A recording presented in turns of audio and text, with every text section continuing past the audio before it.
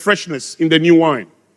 So part of what's going to happen is that sincerely, without any determination, without anybody organizing any evil, it's just going to happen as a normal cause. And that is why I tell people every time, there's some pain and some evil in your life that will happen because of the wrong positioning that you have in your life. And most of us at times, we are overqualified for our present status. We are so determinedly keeping a fading season in our life. And we use so much stress and so much energy. We spend a lot of money and resources keeping things in our life that should be fading away, that should be going. We are so loyal to what had worked yesterday. We are so loyal to a prevailing experience or to a successful, prosperous experience that we forget that it's going to change. Just like the Pharisees in the Old Testament, they were so loyal to the Old Testament, to the law and the prophets. They were so loyal to the entire idea of the old that they forgot that the Messiah they were coming is going to come in a different container, different from the one they had known. And there's a sense in which you can be so loyal to what is working and forget that it's going to change. Therefore, there's something called creative rebellion. Rebellion at a level where you are able to self-evaluate and self-question, where you are able to almost pretty much predict or discern the end of an era and to begin to organize yourself for the new one. When they got the Old Testament, nobody told them this Old Testament is temporal. The Lord did not say, ladies and gentlemen, I give you the Old Testament for a while. He just told them, I gave you the Old Testament. And it is in the Old Testament that they have writings such as, whatever the Lord does is permanent. Nobody can add, nobody can remove it. He does it that men may fear him. So they've learned that as well. Whatever the Lord does is permanent. So they thought, if the Lord is the one doing this Old Testament, it wasn't called Old Testament, it was the Testament. If the Lord is the one doing this Testament, it must be permanent. So the Pharisees and the Sadducees were so loyal to it, the Messiah they were waiting for all their life came and they persecuted him. And a lot of times in the face of change, you can be so determinedly holding on to Old Testament. It wasn't called. Determination is not a factor of production. Land, labor, capital, entrepreneur. You can't find. People are sincerely in jail. People are sincerely poor. People are sincerely frustrated. People are sincerely raped, sincerely destroyed on a daily basis. People are sincerely suffering. People, you can be so determined. Can you imagine if a fish begins to complain about the economy of the sea? And it's like, this sea, the tilapias are too desperate these days. We need to organize something against the croakers. Let's find something to do. The jungle is our next destination. Let's relocate, And then with determination, they are moving to the jungle. Because they are independent variables, they will have the right, just like an adult, to do whatever you will. So they will get into the jungle with determination. But because the environment in the jungle is not built for a fish, they are going to die without less determination. You can't jump into the swimming pool and swim on your own terms. You can't jump into a pool and say, I want to swim like this. This I'm going to swim all through today. Now, because you're an adult, you will have your way. Because nobody can choose your life for you. You will have your way, you will have your terms, but quite frankly, you are going to perish on your terms as well. Because there is a protocol of swimming. You must know that protocol. You must learn the protocol. As a matter of fact, you must master the protocol. Then you must yield to the protocol for you to swim successfully. If by any articulation or any silly assumption, you assume that the protocol is not true, because you're an adult again, you will have your way, but you are going to die on that way. So there is a protocol to things. There is a way things should work. The Bible says, wisdom and understanding shall be the stability of thy times and the strength of salvation. And a lot of times we miss the idea about change. And yesterday I articulated very strongly the idea that when you read statements like, we are leading change, statements like, we are driving change, statements like, we are birthing change, they sound right.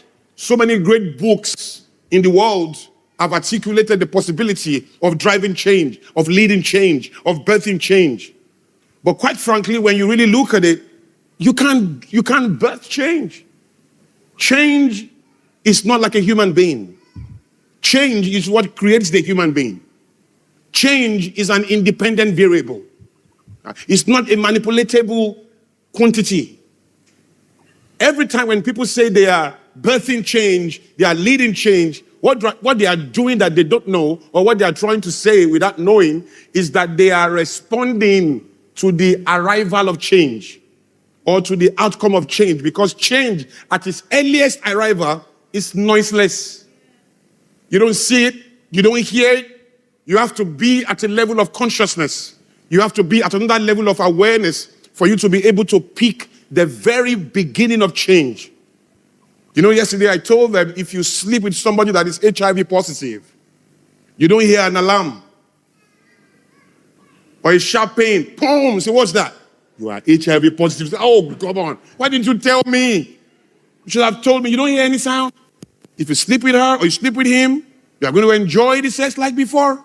You are going to get up like before. You are going to feel cool like before. You are going to come to climax like before. Everything will be perfect. The semen will not be dry because the person is HIV positive. Your head will not turn to the other side because it's HIV positive. Everything is going to be perfect. You are going to get up like before and walk away with all the swag that you brought in. But as you are walking away, so is your life walking away. You're pretty much like dead in that minute, but nothing is showing. No announcement is saying anything. There's no pain, there's no discomfort whatsoever. And something as serious as your entire life was arrested in that minute. And you felt nothing. That's how change is. If a woman conceives now out of sexual intercourse and she gets pregnant, she doesn't hear bones come together. What? I'm pregnant. Come on, what did you do? No. She doesn't hear anything. She doesn't feel anything. But change has begun. Massive change. The birth of a new life has begun. Give it 3 weeks. Give it 1 month. Time she says, I'm pregnant, that's not the beginning of change. That is the arrival of change that you are now responding to. Am I talking to you? When Samson lost virtue, he didn't know. Something as massive as his entire strength. This is the source of your strength. This is the instrument of your relevance. Your heir must not be cut off. You must do everything. He left him, he didn't know. How can your greatest strength and your greatest power leave you in a subconscious way? The Bible said he got up like before.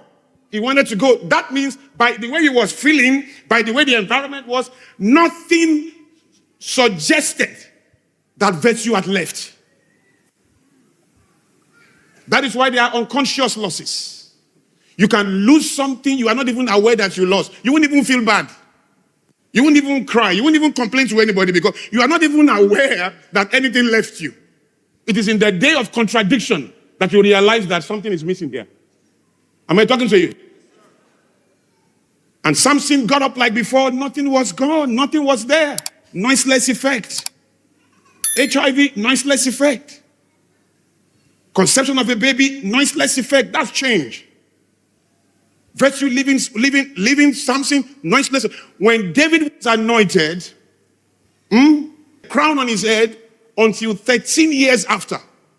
Nothing around me showed him that he was king of Israel. But change has begun. That's the new king right there. But nothing showed. When Saul was rejected as king, the crown was still on his head.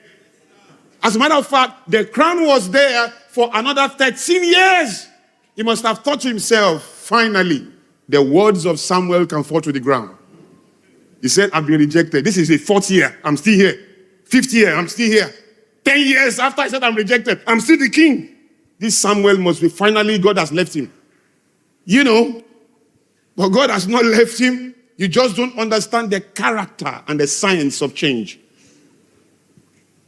Because change are managed in dispensations and with palliatives. You see, when Anna was barren, it wasn't a desperation that brought the baby. The Bible said the Lord shut the womb of Anna. The Lord shut the womb. That means, and whatever the Lord shuts, no man can open. So there's no prayer point that can open the womb. Because the Bible said the Lord shut her womb. Okay? So there's no destination that could have shut it. You see, the baby that is destined to proceed out of Anna is a baby that will take over the priesthood from Eli. So it can't be born when Eli is still 42. It can't be born when Eli is still in charge. So he had to be born towards the end of the ministry of Eli, so that by the time Eli is fading, a new quantity can come on the force. Because automatically when power is fading, it's an automatic announcement of the arrival of newness. And so the baby in the womb of Anna was destined for something, and guess what? And God also needed a desperation to be able to give him permanently to the Lord. Maybe if the baby had come on time, would have become a lawyer, or become a doctor, or become a scientist. So all of that desperation said, Lord, I will give him to you. Now you are ready. And you are not just ready, even after she prayed a prayer and Eli prayed with her, she didn't get it immediately. The Bible said at the time of life, it still took time. There's still an arrangement. There's still a design. Am I talking to you today? The question before you is, do you understand that if you are ready, you are late? The concept of readiness is a myth. That is why, you see, when they made the first Windows software, they knew that there would be Windows 2, Windows 3, Windows SP, Windows whatever it is.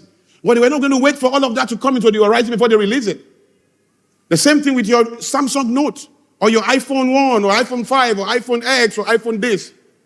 They see all these things. You see, at times, in your pursuit of excellence, you are just running away from yourself, running away from God, and because you have surrendered to the possibilities out there that you are not sure you can meet up with, you hide all of that low self-esteem under the idea of the pursuit of excellence.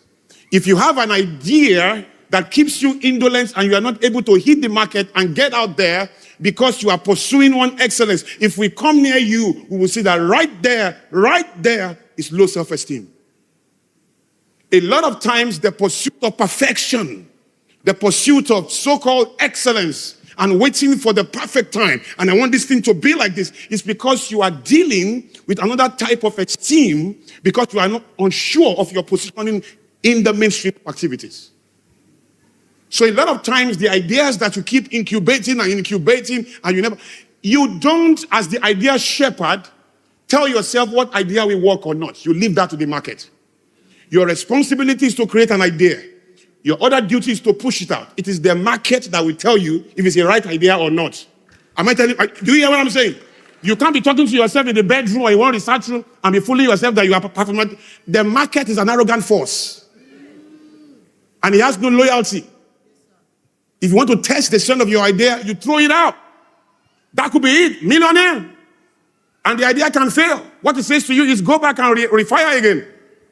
But you can't stay in your bedroom and be telling weak minds like you and fooling everybody that we are planning for something. This is sympathetic resonance. Foolishness, weakness, and mediocrity coming together to run out that idea and fooling yourself that you are trying to go somewhere. You're not going anywhere.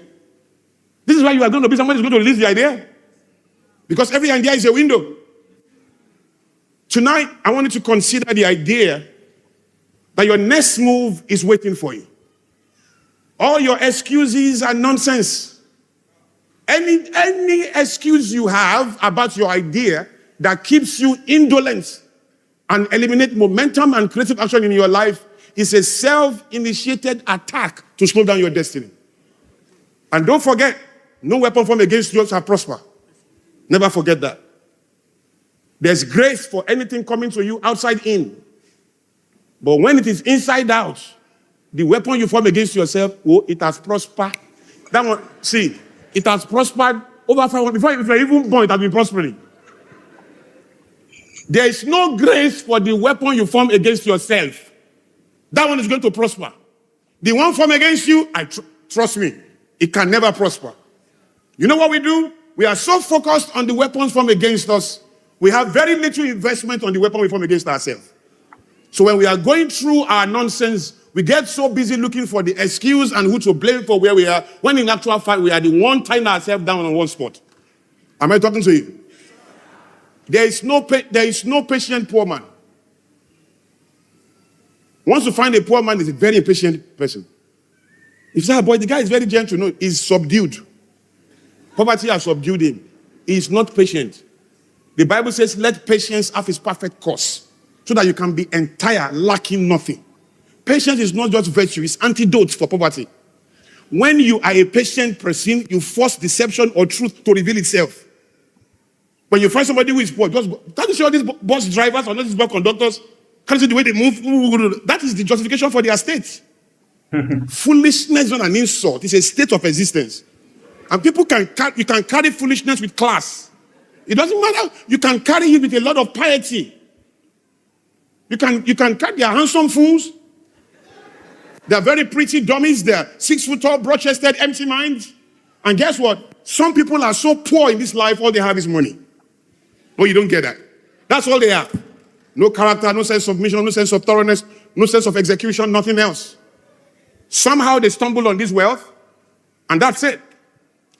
Once you remove what they are wearing, remove their shoes, remove their makeup, they will be as fearful as a cage rat. You won't even believe it. Because all of their confidence is right there in their container. They forget that there's something superior to container. It's called content. And that one has to be intentionally gathered. Do you understand what I'm saying? You don't gather content by default. You can be beautiful by default. All you need to do is to be born. The day armed robbers attacked me, I saw handsome armed robbers for the first time. That's when I lost respect for handsomeness. I realized any fool can be handsome. There are 16 things any fool can do. Any fool can get angry. Any fool can sleep. Any fool can cough. Any fool can be handsome. Come on now.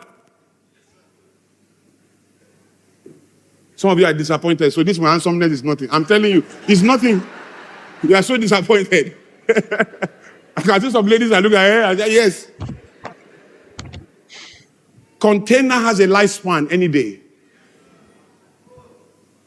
Whether you like it or not, people will not. You see, when they are looking at you now, the more they look at you, the more you throw yourself up.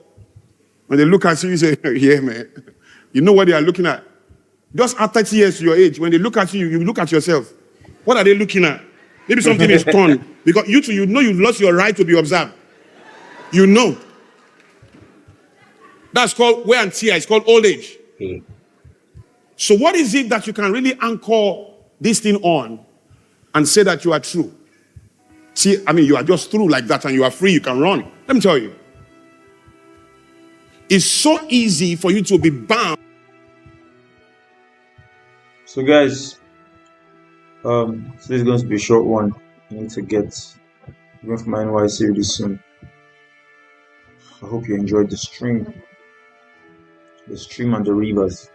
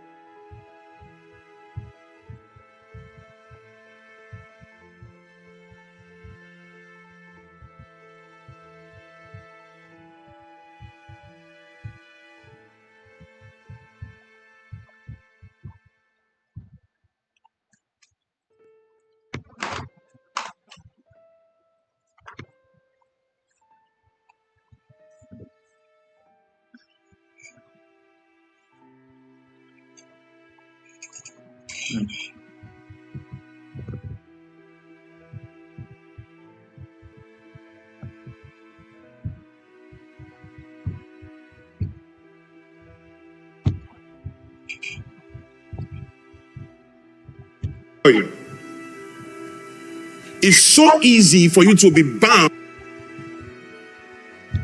So guys, this is going to be a short one.